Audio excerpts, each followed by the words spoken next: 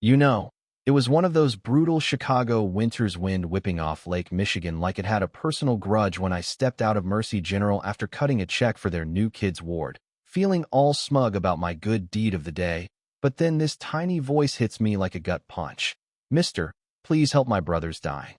I turn, and there's this little girl, Lily, barely up to my belt, in a ratty coat with mismatched mittens, clutching a beat-up stuffed rabbit, her eyes wide and desperate, like she'd been carrying the weight of the world since breakfast. I mean, what was I supposed to do? Walk away like everyone else apparently had.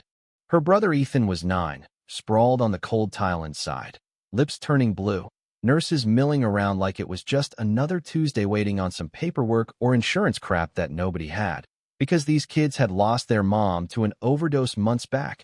No dad in sight, just crashing with an old neighbor who could barely get out of bed herself. I barked at the staff. What the hell are you waiting for, a golden invite? And this one nurse shoots back, cool as ice. Sir, without a guardian sign-off, our hands are tied liability, you know? Liability, yeah, right? Like that word means squat when a kid's gasping for air. Something snapped in me then.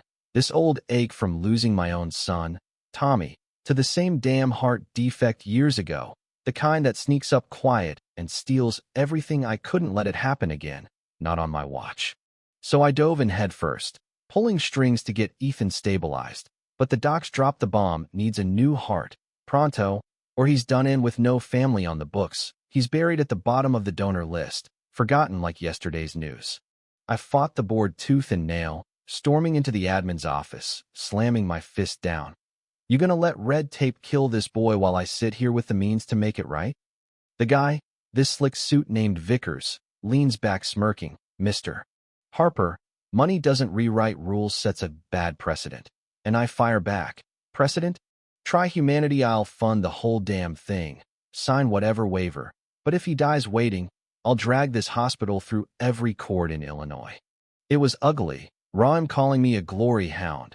Me threatening to go public with their biases against folks without deep pockets, but damn if it didn't shift the air. Got Ethan bumped up just in time for a match from some poor kid in Atlanta whose folks said yes to donation. But victory? Nah. That's when the real storm hit. Turns out Vickers and his cronies at this shady lobbying firm, Apex Health, had axes to grind, seeing me as some threat to their cozy system where cash flows to the connected, not the needy. Whispers started, anonymous tips to the press claiming I bought the heart, twisted the ethics board. Then letters showed up at my door, creepy stuff like, you stole a miracle, now pay up, with photos of Lily at school, making my blood run cold. I hired a PI, dug deep, and bam, unmasked their inside man. A bitter ex-tech named Rollins who'd been fired for fudging records, now bankrolled by Apex to smear me, even sending a fake aunt to spook Lily at recess, hissing through the fence. Come with me, sweetie, your real family's waiting. I confronted Vickers in his office, face to face. You think scaring kids makes you powerful? It makes you pathetic. And he sneers. You disrupted the order, people like you don't get to play hero without consequences. But I held my ground. Went live on TV, laid it all out, the facts, the donor logs, my grief over Tommy fueling this fire, and watched their house of cards crumble. Indictments flying. Apex's CEO bolting like a rat. In the end, as I stood on my porch that golden evening, watching Lily chase Ethan through the yard, he's stronger now, laughing like he owns the world, I felt this quiet shift, like I'd finally buried the ghosts, built something real from the ashes. But here's the thing that nags at me still, was I right to bulldoze the system? Or did I just prove money talks louder than fairness? What do you think? Have you ever bent rules for someone you love, or seen the little guy get screwed by the big shots? Drop a comment below. Share your story. I'd love to hear if justice really levels the field, or if it's all just smoke and mirrors.